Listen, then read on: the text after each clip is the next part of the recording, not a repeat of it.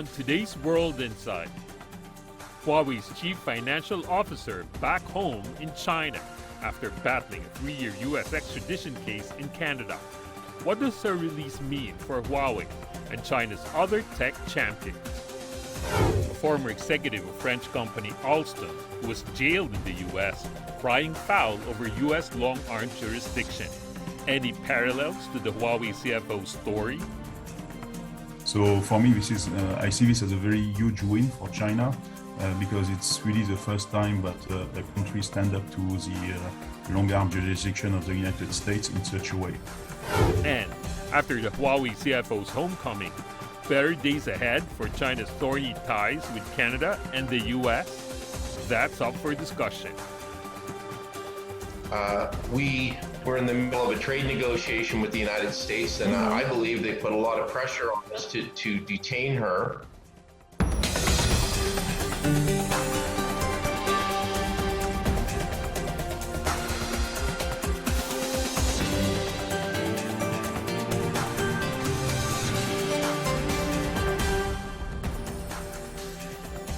Hello and welcome to World Insight with me, Tian Wei. Huawei's chief financial officer Meng Wanzhou has set foot on China. Meng, along with Chinese diplomats, landed in Shenzhen Saturday night on a state-sponsored charter flight. She left Canada after reaching an agreement with the United States to defer prosecution. Chinese Foreign Ministry spokesperson Hua Chunying said the fraud charges against Meng are, quote, political prosecution against a Chinese citizen and an act designed to hobble Chinese high-tech companies, end quote. It's been a long journey home, but one Meng Wanzhou will certainly cherish. Meng Wanzhou received a hero's welcome on her return to China after fighting extradition to the US for almost 3 years. Huawei's chief financial officer and daughter of the company's founder was finally released and allowed to return home. 我终于回家了。 I'm finally back to my motherland. 经过1000 The long wait overseas was full of struggles, but after I stepped down from the airplane, I can feel the exciting warmth of my homeland. Miss Meng was detained at Vancouver Airport in December 2018 after a warrant was issued by the United States for a range of charges linked to alleged breaches of sanctions against Iran. It was a relieved-looking Miss Meng who left her home Friday on her way to attend what was her final extradition hearing. With the extradition request dropped, a Canadian judge said she was free to return to China. Under the terms of Meng Wanzhou's release, she has until the end of next year to meet the conditions set by the court, at which point the US will drop the threat of prosecution altogether. The hope now is that tensions could finally start to ease between China, the US and Canada. Okay, for more on this, now joining us in the Beijing studio, Victor Gao Zhikai, Vice President of the Center for China and Globalization.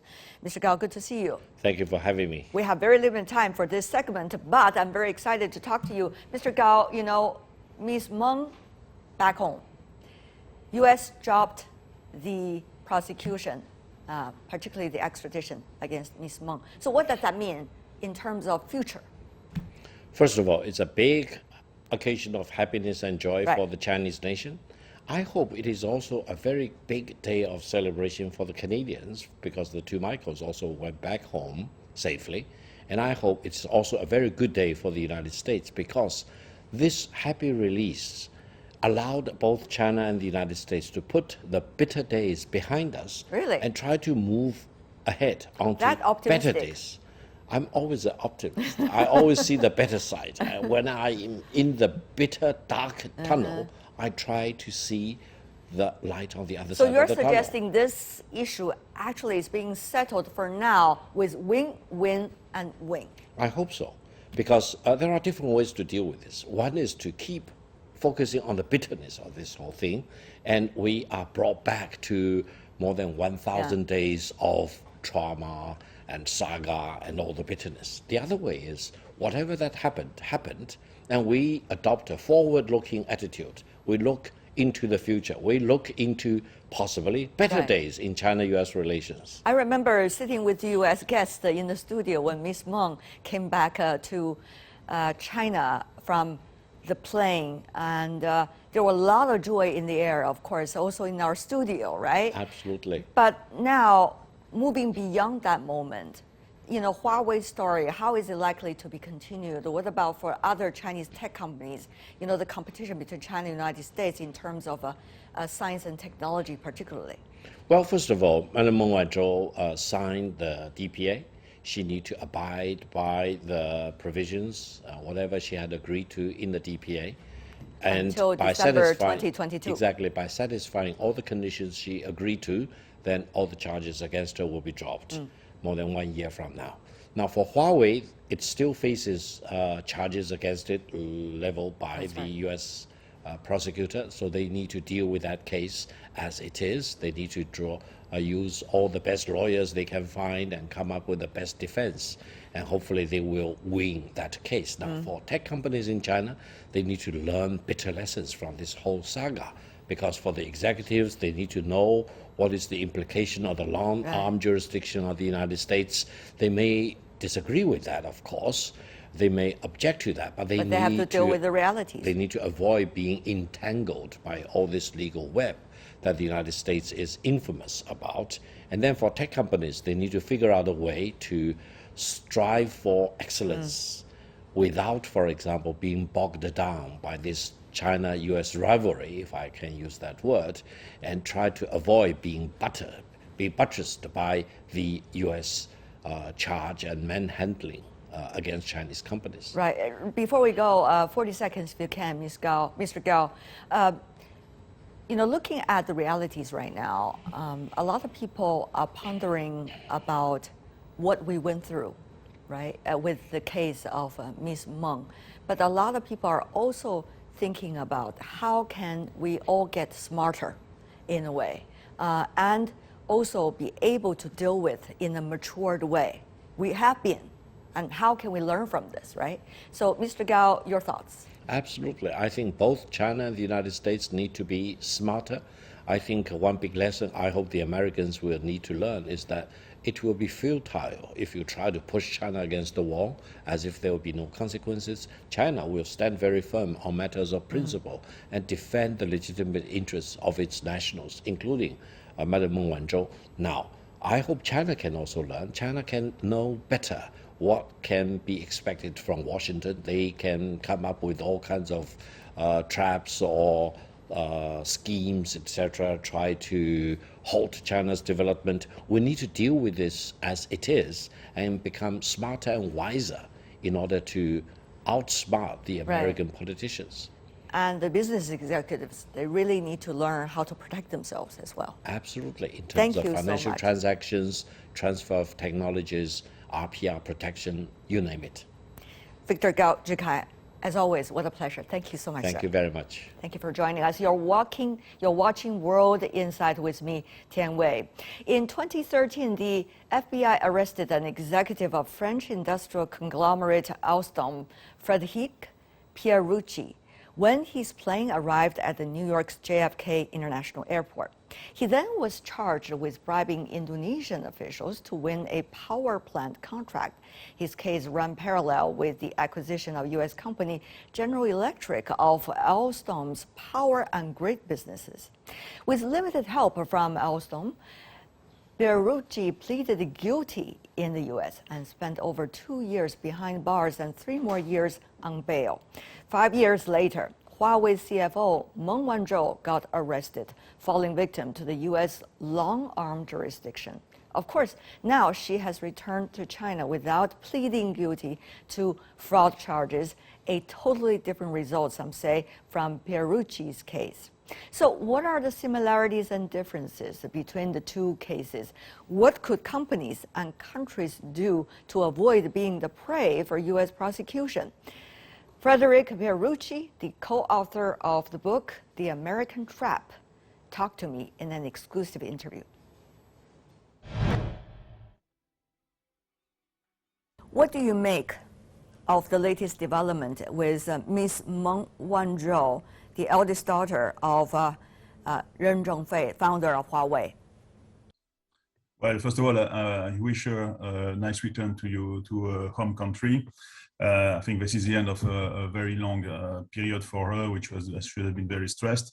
So obviously, this is a very positive outcome for everybody, and it shows that when the state is taking this thing into its own hands, it can help a lot in those kind of cases.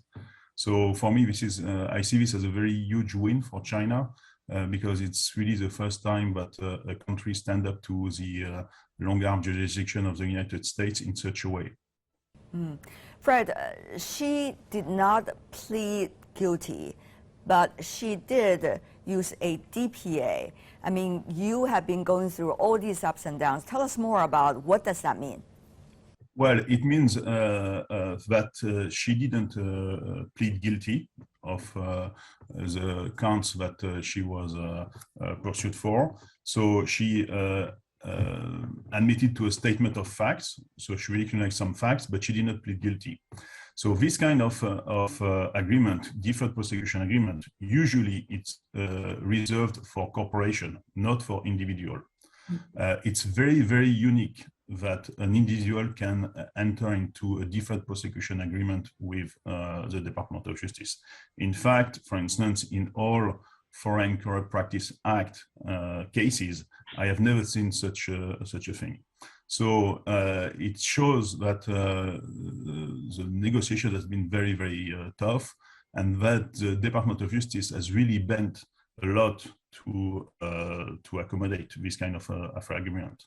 So basically, it means that she has not pled guilty, so she's not recognized as guilty, and it means that if she abides to the term of the deferred prosecution agreement, the United States are going to cancel the indictment against her in 1 year from now, in December of 2022.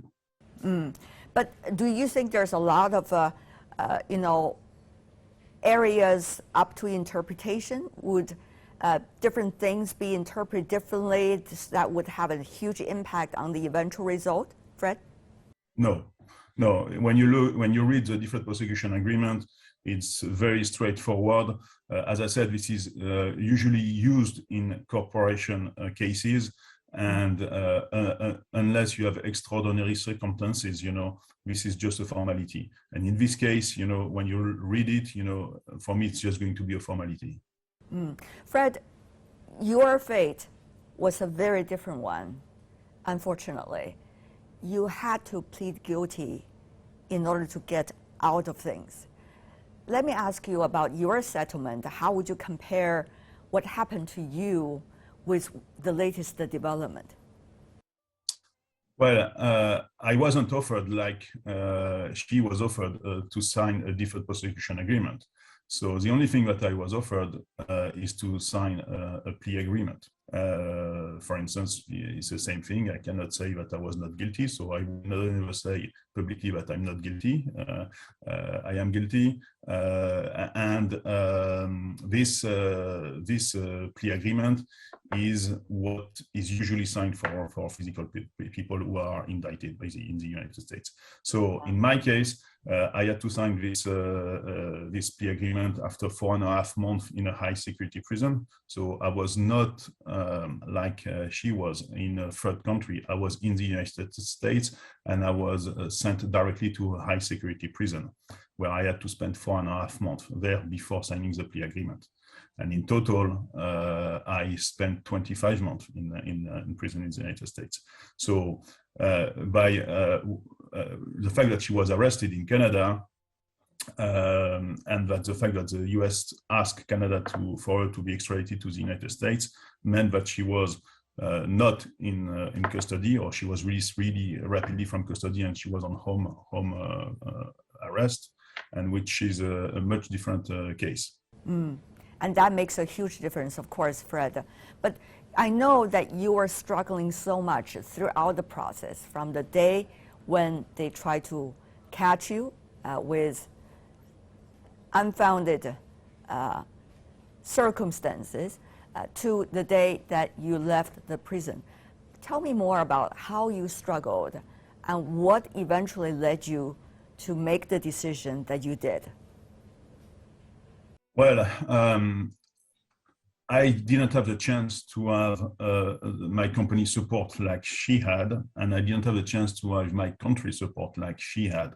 Okay, so after a few months of incarceration, I realized that I was really alone, and that if I wanted to avoid spending the last 15 years in prison in the United States, I had to do the choices that I made.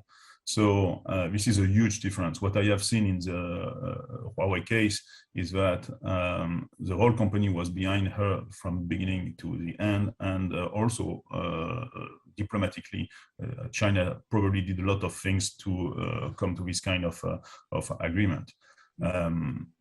What you have to remember is that my case occurred in 2013 and 2014. At that time, the world was not so aware of the long-arm jurisdiction of the United States. It was there had been a few cases before the Alstom case, but those cases were unnoticed by most of the people. So even in France, we had to wait until we had the Alstom case. In order to change the French anti-corruption law to protect French company and so on. But before that, you know, it was really not detected by anybody. So Mrs. Meng's case came in 2018, and by that time the world knew a little bit more about how the US is using the law as an economic weapon. So I think the country was probably more ready to fight back. Fred, one of the things that you had similarities with her case is that individuals are being used as patron in a way, or hostage, quote unquote, against a company that a country finds problems with for one reason or another. Now, how do you see the U.S. as a country's approach, the legal approach by the state toward individual like yours? Well, there's been a big change in the way the U.S. justice system has been working since basically the beginning of the year 2000, basically after 9/11. Okay, after 9/11, we have seen a lot of laws passed in the U.S.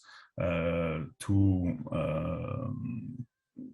basically to be able to monitor what citizens were doing, monitor what foreign companies were doing. You know, basically what you have seen with Mr. Snowden statements and books. From 9/11 up to now, the U.S. judicial system has changed a lot. Now you are in front of what we call super prosecutors who have a huge power to basically propose deals, negotiate deals, and so on. So now we are in what we call a negotiated justice system. Basically, either a corporation or individual have to negotiate with the prosecutor if they want to avoid very long very heavy penalties or very long prison time.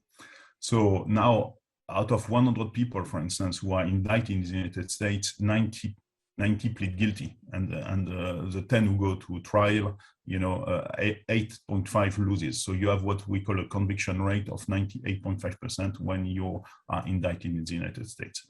So this is very, very high percentage, as you will recognize. So therefore, companies, individuals usually have no choice now. And the judges are becoming what we call stamp judges. Basically, they just put a stamp on what has been negotiated between a prosecutor and a corporation, or between the prosecutor and an individuals. That's why you see them, you don't see any more real trial in the United States for this kind of thing. For economic reasons, for instance, since, for instance, the Foreign Corrupt Practice Act has been enacted and became extraterritorial in 1998, no company went to trial to fight back on the Department of Justice. So this is a very now strange way of doing justice now. What do you make of this situation? Well, by having put in place laws which are extraterritorial in nature, you know, because when you use the US dollar or when you use internet tools which are connected to the United States, you are under US law. So it means that the US law now is applying to every company who basically is trying to do international business. So what countries are starting to do, they are starting to now react to this extraterritoriality application of the US laws by strengthening their own domestic laws. For instance, in France, we have put a counter law to the United States law on corruption. So now each country is starting to arm itself with their own law to counter the extraterritoriality of the US laws. I remember, Fred, in your book, you suggested very clearly about the zigzagging road you went through in order to be where you are today. Tell me more about how helpless an individual could be, but at the same time, how much an individual could help themselves. Yes, my case was very unusual because the lawyer who was appointed to defend me was appointed by my company, and there was a big conflict of interest because my company was also fighting its own case against the Department of Justice. So therefore, I did not have the chance to have a lawyer who was really fighting for me. I felt very rapidly that basically I was on my own, that the company was not supporting me, that my lawyer was not really working for me, that the French state was absent completely. So then you're left alone with your family, very, very close member of your family, and you try to find a way out. So what I did, I guess a lot of people would have done the same thing, because when you are pushed to the limit, you always find resources to bounce back. I remain optimistic because, you know, I had a lot of support, surprisingly, from within the prison, because I saw that my case, it was not unique. I saw in this prison a lot of other people who had very similar situation as mine. They're also coming from different countries? Yes, of course. Yes, coming from Greece, from Russia, from Italy, from other European countries, from China, from Vietnam. So I saw a lot of people in those jails, you know, basically fighting very similar cases as mine. So that helps quite a lot. And then the second thing which helped a lot is that in prison, the worst thing is to be bored, because if you get bored, if you sleep all day, you know, you're not going to be able to rebound. So what I did is that I did as if I was going to the office every day. So I woke up early, and then I started to sit with a pen and a piece of paper from 8 o'clock in the morning to 8 p.m. in the evening, like if I was going to the office. And then, of course, outside, I had my family and a few people who were really, really also helping me a lot. I remember Miss Meng, after she knew she could go back to China, she talked about the past almost 2.5 years as absolutely disruptive moment of her life. But she also talked about every cloud has its own silver lining. If I understand what you just said, it seems that you are reaching similar conclusions. Yeah, I think she was amazingly courageous also to continue to fight back. And yesterday's result is really amazing. So I think she did the right thing, not to give up. Those 2.5 years have been also very, very complicated for her, for her family, for her father, for everybody. So I think it's an amazing result. And, you know, at the end of the day, no European country will say this, but everybody deep down should feel grateful to what is happening here, because it's really one of the first time that a country is really standing up to the United States to stop this craziness of long-arm jurisdiction. So, in fact, this will benefit a lot of other countries, providing they have the courage to do the same thing. You know, stand up and fight back. So let's see what happens. But this is probably hopefully going to be a turning point. Now, it doesn't mean that everything will be easier now, because I think the United States will not stop at using their law as an economic weapon. But at least, now we see that, they could get some response to this. That is the author of the book, The American Trap, our exclusive interview. You're watching World Insight. Coming up, after the Huawei CFO's homecoming, better days ahead for China's thorny ties with Canada and possibly the U.S.? That's the question to be asked later for a discussion. Next. This is World Insight with me, Tian Wei. The case of Huawei CFO Meng Wanzhou was one for the books. It has come to represent a much bigger case, not just the one Chinese company executive trying to go back home, but of a broader effort against a U.S. crackdown on China's tech champions. Since her 2018 arrest in Vancouver after a U.S. extradition request, her case strained relations among China, Canada, and the U.S. Now that she's back home, what does it mean for ties among the three countries, particularly China and Canada in this sense? Let's turn to our panelists.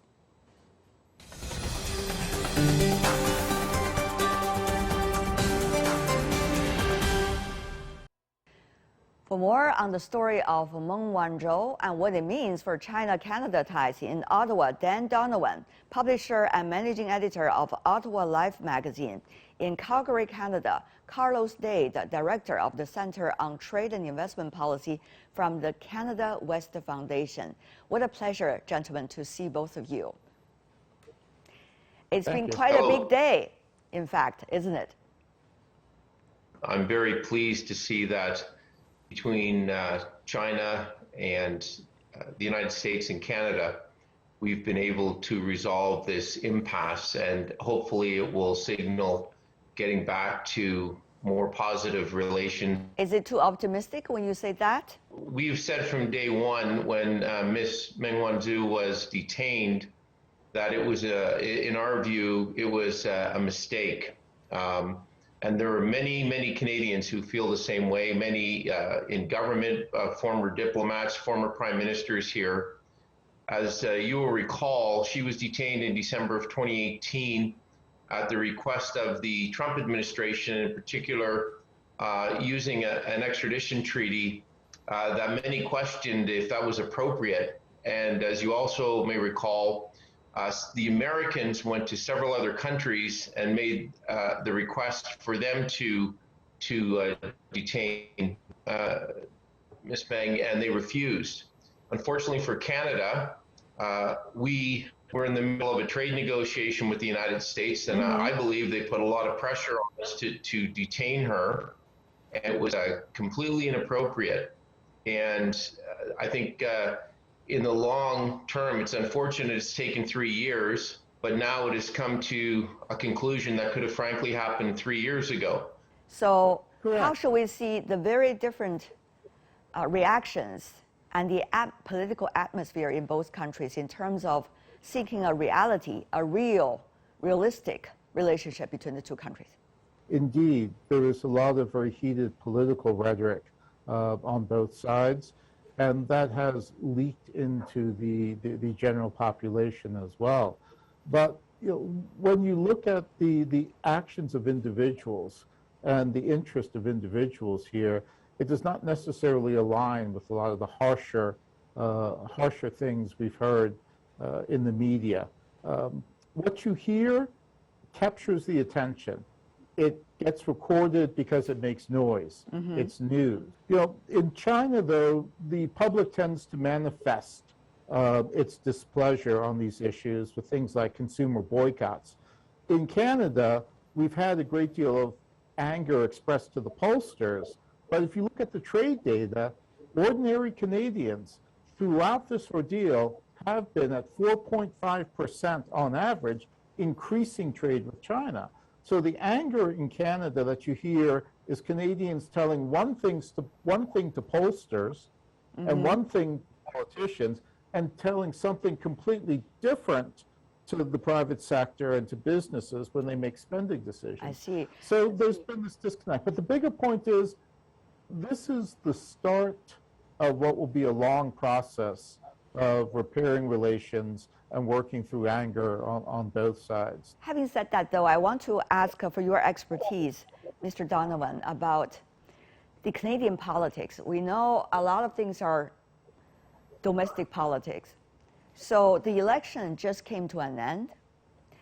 There is enormous anger toward the conservative among the Canadian Chinese or Chinese Canadian. What would that mean for an administration headed by a prime minister that is a minority to look at the political atmosphere and think about the long-term prospect of Canada, China at this moment? Well, I think the most important thing to remember is in our system, we have had many minority governments over the years. In our election last week, Prime Minister Trudeau was re-elected with a minority government, a lower percentage of the popular vote. It's a very legitimate thing in our country when this happens and there's a minority government. It's a first past the post system, and he beat Mr. O'Toole. But I also think that the government, Mr. Trudeau, Mr. Garneau, certainly Mr. Dominic Barton, who is our ambassador in China, and many other officials, they want to put this behind them. I have a sense, and I just want to, reinforce something Carlos said. People-to-people relations during this, trade relations, business relations between Canada and China have grown. I think this is a very political issue, and I think that the fact that Prime Minister Trudeau worked with the Biden administration to make sure that they put this behind them. But again, as I said earlier, I think the lesson for Canada is to listen more. The Chinese were very angry about the Meng arrest. They were very angry. We kept saying, well, we have rule of law. Well, the Canadian population, the Canadian government has to understand that China has its own rule of law. It's not the Western rule of law. China doesn't want to be the West. China has their own rule of law. And this is where there's a disconnect. And this is, I think, in the Canadian media, a misunderstanding of the Chinese system. But credit has to go to the Biden administration and to the Chinese government for working out this arrangement that I believe is a win-win. And I think it signals, even with the new Trudeau minority government, that they want to move past this and get back on the right path. At this point, how will Canada choose?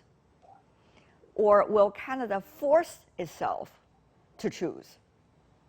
There's a real split. On the one hand, you have the ideological elements that are opposed to communists for reasons that go beyond the current difficulties in the relationship. On the other hand, their constituents, folks in Western Canada, on the prairies, depend on China for trade.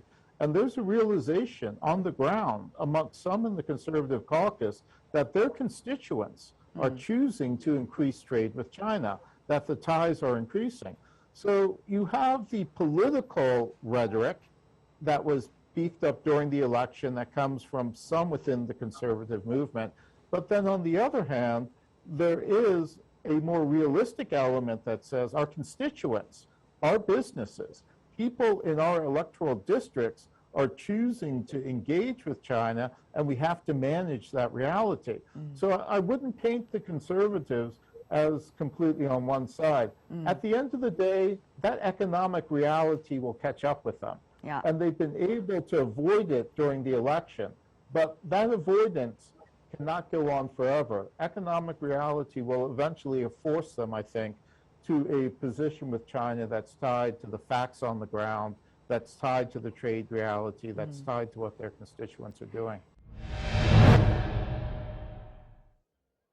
During the very first meeting between the high-level officials of the Biden administration and the Chinese said it very clearly that there needs to be an overall relationship It's not relationship A, B, C, they're not connected. So this is a very interesting point, that use what approach, what vision, what it means these days about bilateral relations that we are thinking about when developing relationship with China. Mr. Donovan, I want to also invite your expertise in that. When the Biden administration met with Chinese officials in Alaska shortly after Mr. Biden was elected, as you recall, the American approach, in my opinion, was just awful. It was very patronizing, and I was stunned just listening to it. But what I noticed was the Chinese pushed back, and the Americans were giving a list of all of their grievances, and they didn't like the way China was doing this and China was doing that, and it's just very patronizing. It's not collegial. It's not nation to nation. It's like talking down to someone. And at the time, the Chinese foreign minister, and everyone noticed this, pushed back very hard and basically said, as we paraphrase, don't talk to us like that. We're not here to listen to what you're going to tell us to do. And I think it signaled, and I think time will tell, that signals significant change in global relations and the real emergence of China on the global stage. And basically, my taking away from that was that the Chinese are asking to be treated respectfully, as any nation should. I think we have to look at what we have in common. A lot of people here also feel the same way. We have to engage China on a nation-to-nation basis with respect. And if we have issues with China, we have to lay those issues on the table and have a discussion about them. But I want to ask that from a business perspective, Mr. Dade. I mean, businesses needs to deal with realities, not just aspirations. So one could assume that the pressure coming from Washington toward Ottawa will be ever bigger. So how will Canada, be able to measure and balance, and using what is now an opportunity rather than misuse it, going to the wrong direction? Sure. This one is actually a bit easier because there's been quite a bit written by Canadian history on this point. Look, ever since the founding of the two countries, we've had to balance our relations with the United States with our engagement elsewhere. If you go back to the 1950s, the Americans declared a grain embargo against China during China's greatest famine, the famine during the Great Leap Forward. Canada refused to go along with the U.S. embargo. We suffered. The Americans came after us for that. But we were competing with the Americans globally for grain sales and food sales, and the Americans were competing unfairly against us. So there was tension with our cooperation with the Americans during the Cold War, with forming NATO, with standing up the North American air defense, at the same time where our interests were being attacked by the Americans on grain sales globally, we stood up to the Americans. So we have done this historically. We have stood up to the Americans and paid the price for it. With Cuba, every few years, the Americans come after us for breaking their economic sanctions against Cuba. We have had to make laws in Canada outlawing the compliance with the American embargo against Cuba by Canadian companies. So we have a law that says if you're a Canadian company and the Americans come after you on the Cuban embargo, it is against the law in Canada to agree with the Americans. So this is a long-running theme. And most recently, the Americans during the NAFTA negotiation told us not to think about talking to China with trade. Meanwhile, the Americans went behind our back and signed their own agreement with China that really did great damage to Canadian farmers. So countries around the world know the U.S. is a political ally, but the U.S. is also an economic competitor. And if there is money on the table, the Americans will run you over in a New York second. The American Marines moved out of Afghanistan to go to Iraq. We sent a battalion into Afghanistan because of the 9/11 attacks did affect Canada. We lost Canadians in those buildings. But the fact is that less than 6 months later, to penalize us because they were upset about us not participating in Iraq, they banned our beef. You know, they found one mad cow up in Alberta, and the next thing you know, we had a massive beef crisis in this country. So economics, trade, these are all real politic. You know, we're going to have disputes with the Americans. We've had them in the past, as Carlos said. What is this? How would you characterize this moment for China and Canada if we could still hope for the better? Mr. Donovan, 1 or 2 sentences. I think it's a rebirth of the relationship. I've heard constantly from my Chinese colleagues that I speak to here in Ottawa and others that they just are looking for a relationship that's based on mutual trust and respect. And if we could get back to that, they're open for business, and Canada's open for business. I think I have to congratulate the Biden administration, President Xi, and Prime Minister Trudeau and the government for making this deal happen, getting the 2 Michaels home, having Meng Wanzhou home. You know, she said from the beginning, not guilty, and she's home, not guilty. So let's move forward. All right. Mr. Dade. You know, it's going to be a long process. I would caution that there will have to be a lot to rebuild trust on both sides. China tends to want a comprehensive solution, talk about the entire relationship. In Canada, we are more transactional.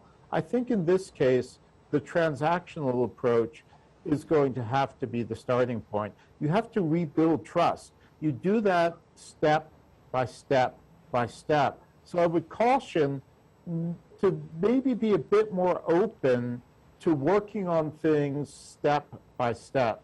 Okay. Trade is growing. People are increasing trade. Start there. That's a reality that cannot be denied. But don't throw out the step that you have because it's not everything. Take what's on the table and work with us on that and help us to build from there. It's wonderful to hear 2 Canadian voices coming from different walks of life and who have been making the difference in the relationship. Dan Donovan and Carlo Dade. Really appreciate it, gentlemen. Fascinating conversation. That's all the time we have for today. A very packed show. If you'd like to see more, search World Insight or check out our YouTube channel. Follow us on Twitter and Facebook. I'm Tian Wei. On behalf of the team, thanks for watching. Bye for now.